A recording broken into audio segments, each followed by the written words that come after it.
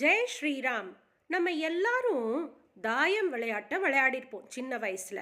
அதுல நம்ம தப்பு பண்ணினோம்னா பாம்புல இறங்குவோம், நல்லது பண்ணோம்னா ஏணியில ஏறுவோம் அப்படின்னு பெரியவா சொல்லியும் கேட்டிருக்கோம். இதே தான் மனுஷாளுக்கு மட்டும் இல்லை, தேவேந்திரனே ஆக இருந்தா கூட தப்பு பண்ணினா கீழே இறங்கித்தான் போகணும். அப்புறம் புண்ணியத்தை சேர்த்தாதான் ஏணியில ஏற முடியும், அதுவும் பெருமாளை அடைய முடியும். இப்ப நம்ம எல்லாரும் தேவேந்திரனுக்கு எப்படி சாபம் வந்தது, எப்படி அவருக்கு திரும்பி தன்னோட சக்தி எல்லாம் மீண்டும் கிடைச்சது, எதனால அவருக்கு சாபம் கிடைச்சது அப்படிங்கிற ஒரு நிஜமான கதைய எல்லாரும் கேட்போம். வாங்கோ. அரகன்ஸ், ஜெலசி, இல்யூஷன், அதாவது ஆணவம், கன்மம், மாயை இதெல்லாம் இருந்ததுன்னா நம்மளால பெருமாள் கிட்ட, அதாவது பகவான் கிட்ட நெருங்கவே முடியாது.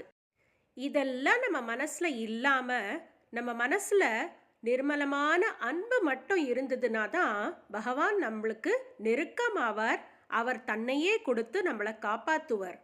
தேவேந்திரனுக்கு ஒரு வாட்டி ஆணவம் மிகுதி ஆனதுனால இல்யூஷனரி பீரியட்ல இருந்தாராம்.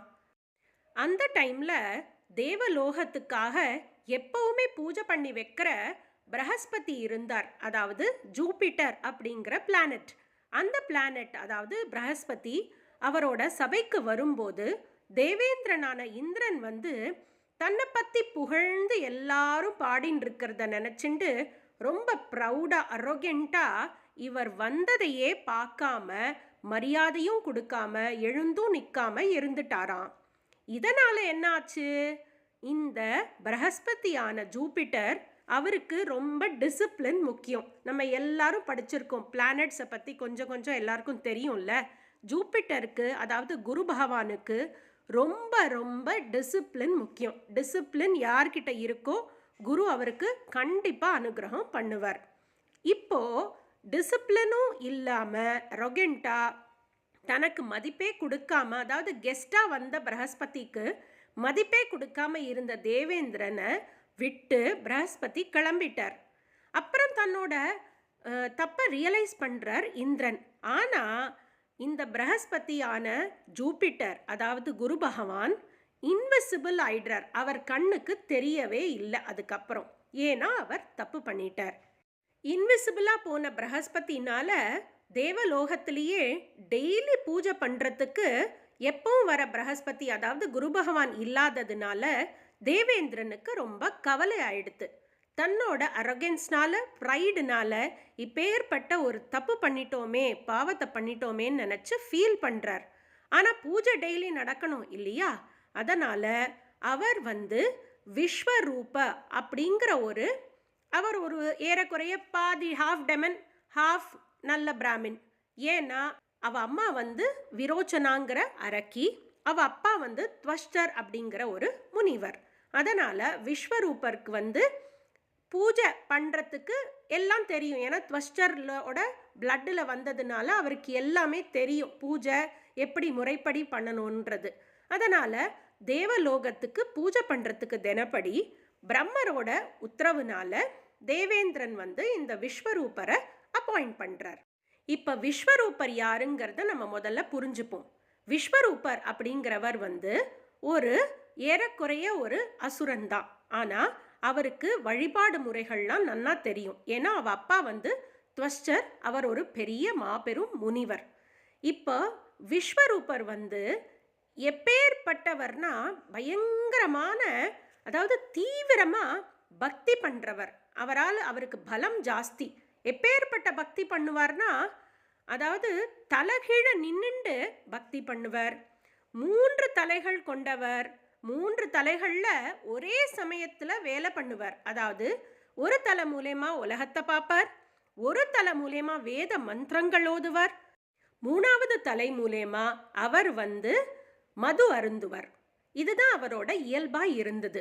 அது மட்டும் இல்லை, விஸ்வரூபர் அதாவது மழை காலத்தில், குளிர்காலத்துலலாம் ஐஸ் கட்டி ஜலத்தில் நின்றுண்டு தவம் பண்ணுவாராம்.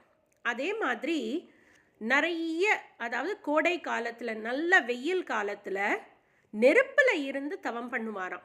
இவரோட தவ வலிமையை பார்த்து இந்திரனுக்கு பயங்கர பயம் வந்துருது.